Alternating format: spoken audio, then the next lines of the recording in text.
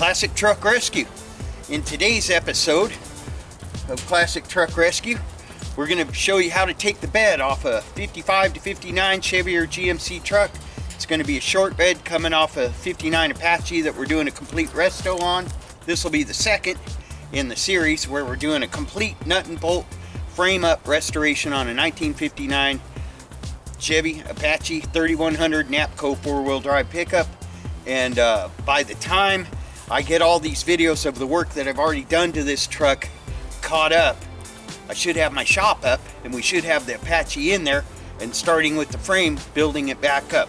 Getting kind of excited about this. Also want to thank everyone who wished me a speedy recovery on my concussion, but I did forget to point out, do not stand on the top of a step ladder where it says do not step. I kind of assume that went without saying. Don't do everything that I do at home, right, honey? And also want to praise God for, because my vision is, I was a little worried about it.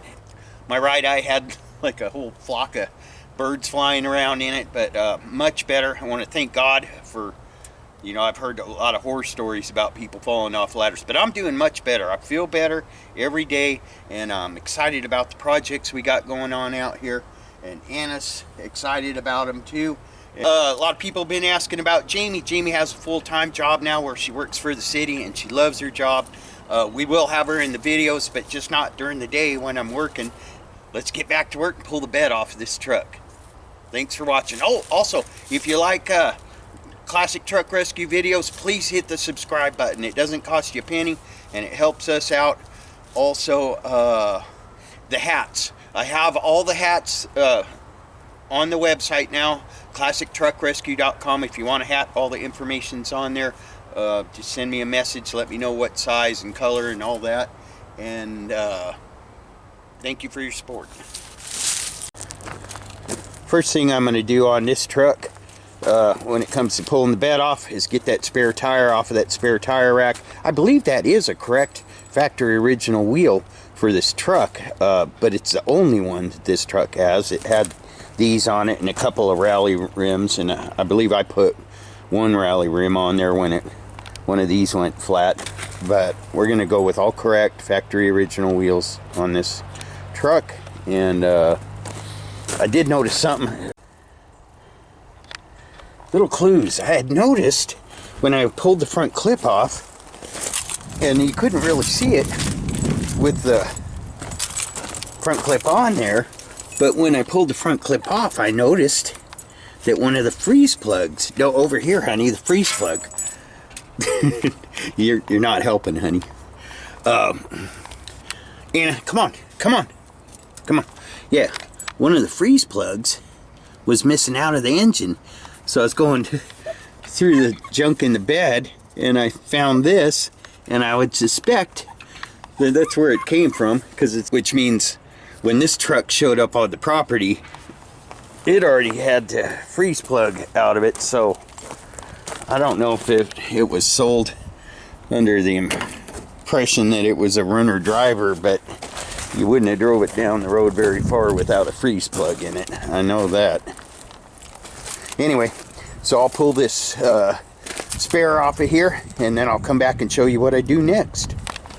Can't stress enough, have plenty of some type of penetrant on hand, like on this spare tire rack. These spare tire racks are getting very hard to find, and when I get the wheel off, I'll show you the difference between a short bed spare tire rack and a long bed spare tire rack, because there is a lot different. But you don't want to bust any of these guys off, because then you've got to do a whole bunch of work on your spare tire rack. Also, this is a good time to go ahead and soak down on all your bolts for your bed. I went ahead and did the ones for the tailgate. This is a Hookey tailgate. We're putting a factory tailgate on this truck when we get done with it.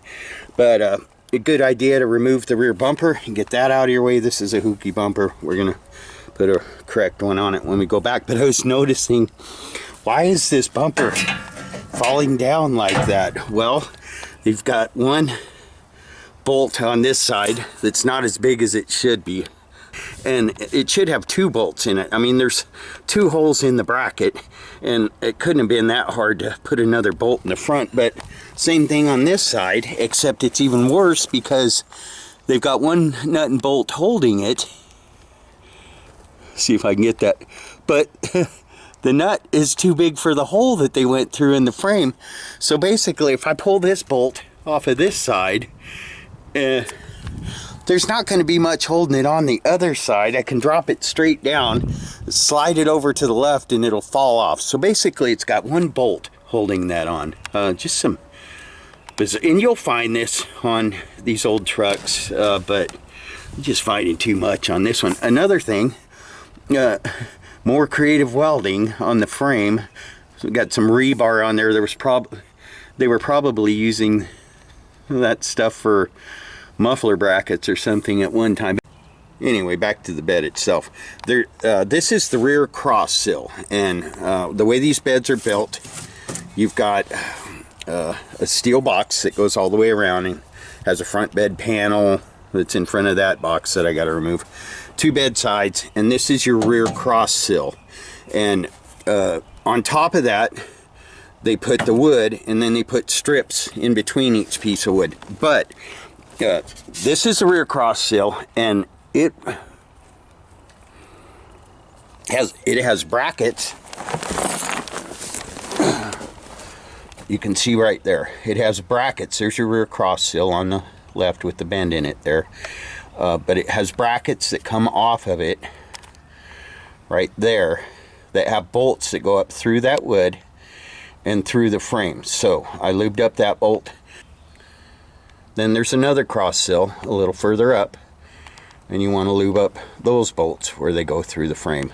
Now, how many cross sills you have on your bed and how many bolts you have holding it to the frame depend on whether or not you have and I still have to lube that one up over there, and I believe there's one more on the very front of this one.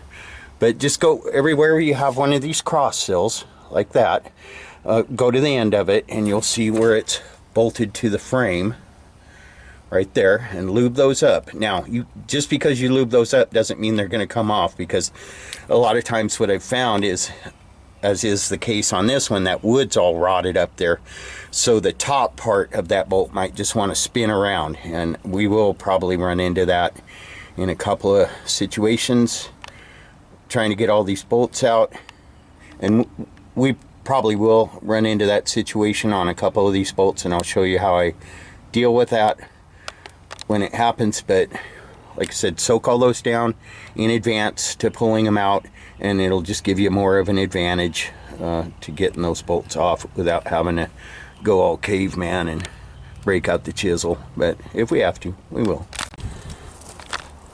So I got the spare tire off. I wanted to take a moment and show you the difference between a short bed.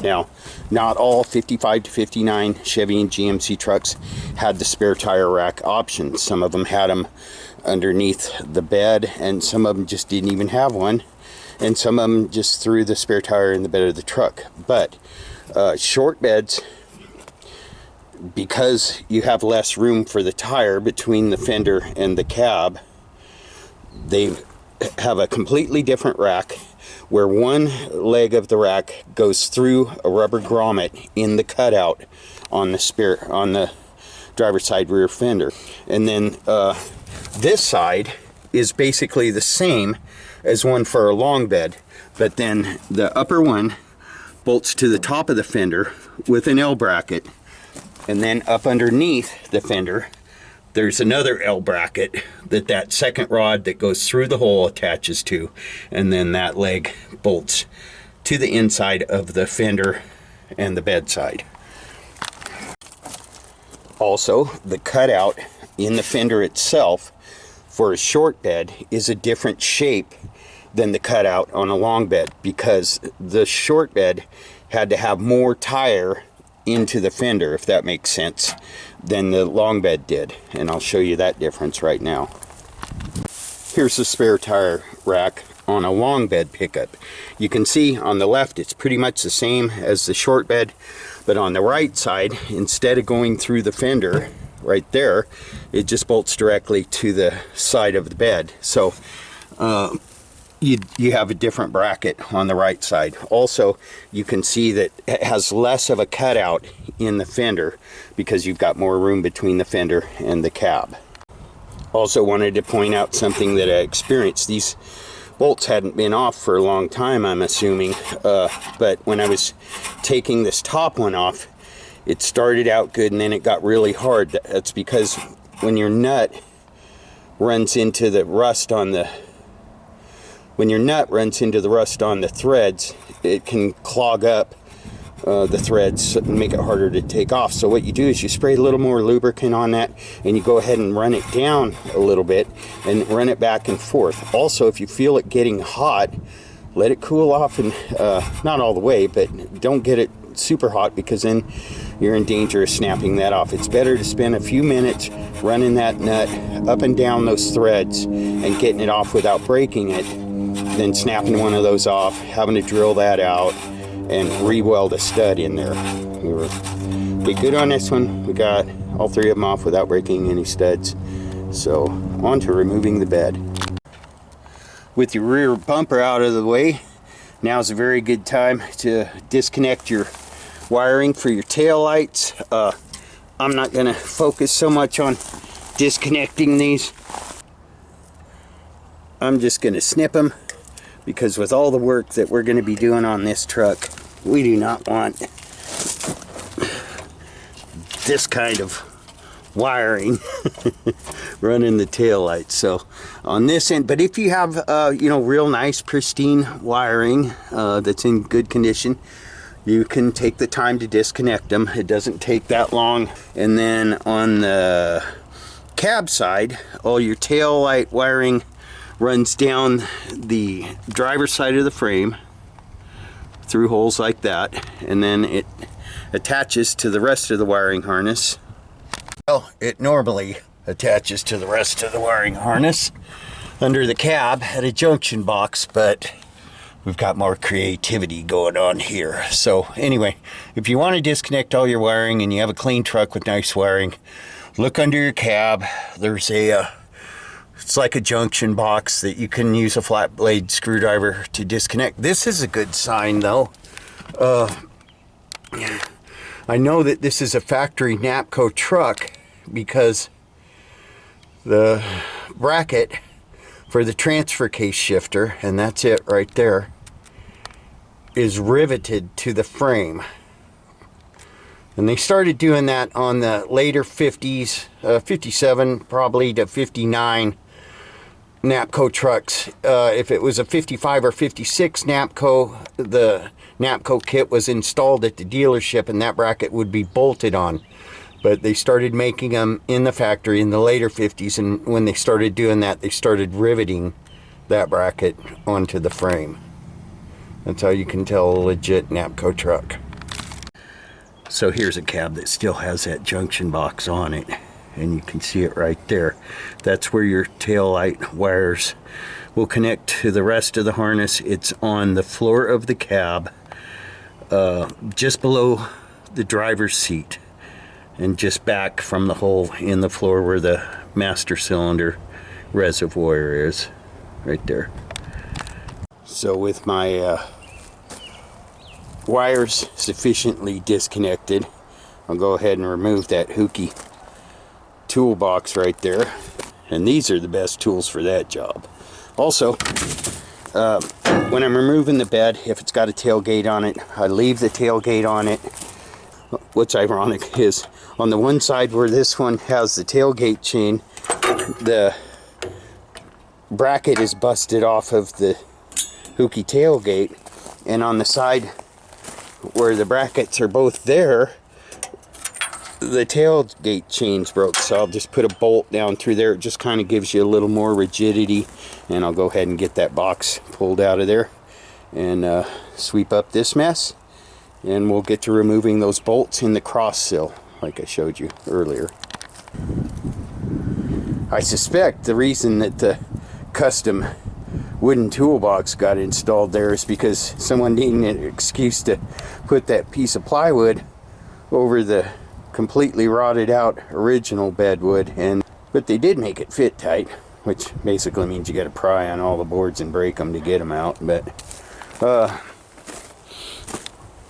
I was sticking my hand in there to get a board out, and I came across a brown recluse nest, and Mom and Dad were home.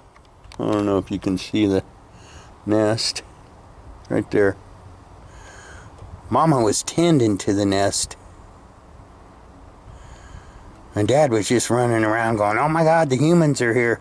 Anyway, sometimes you can use carburetor cleaner to clean up your bed a little bit. Okay, so with the custom toolbox removed, I've tried pulling some of those cross-sill nuts off the bolts on the bottom, and they're spinning on me. So what you do in that situation, probably better to show you over here. So you've got 8 bolts that hold the bed to the frame. Well, maybe it is better to show you over here. And if you look at the frame, which there's the end of the frame right there, and then look up, the bolts are right on top of the frame. Where is it? There you go. So those round, large-headed bolts are the ones that need to come out. You don't need to take out the ones that are holding the strips on, and they're in the middle of the strips. It's these large ones with a large head, and if you look down the line, there's one.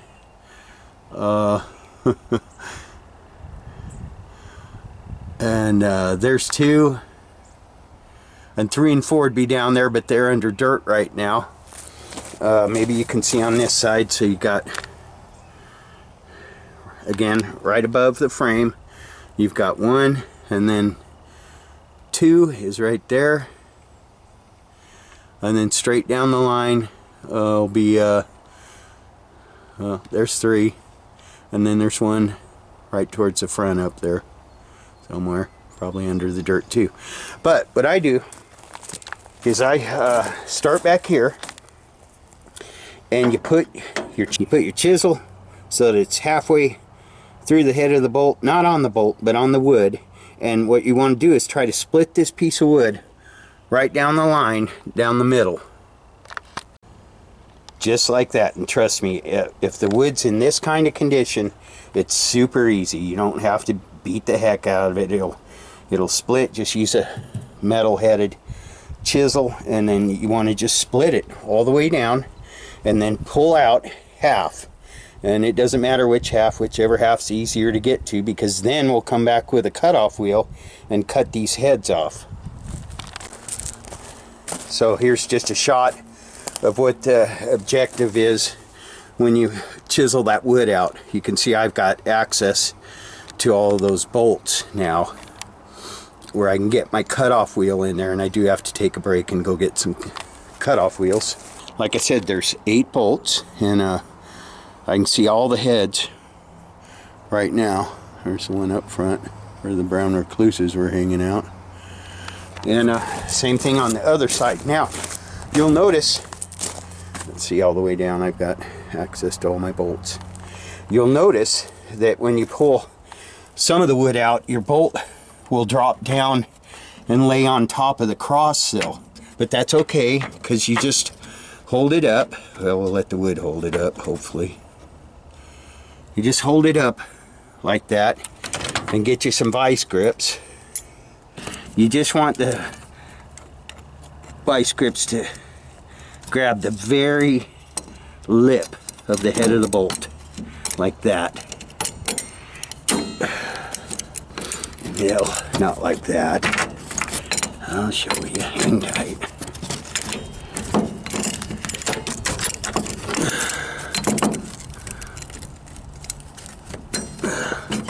See, you just want the vice grips just holding the end in the jaws. That way when you come with your grinder, you can go at an angle right here and cut that head off. I'll leave that there.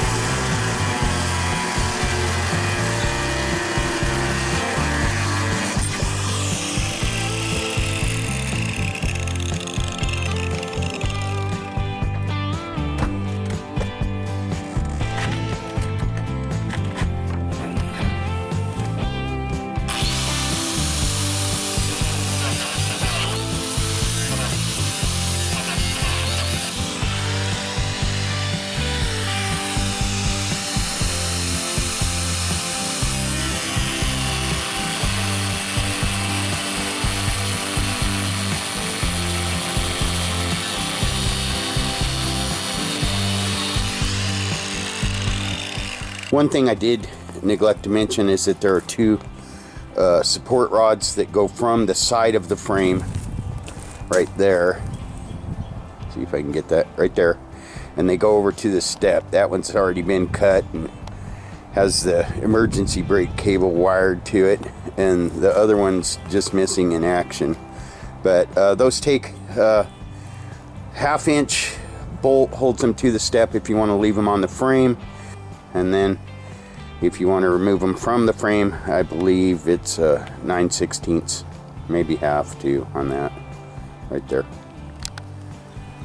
And with all that done, set your bed aside and we'll come back, and in the next episode we'll remove the cab.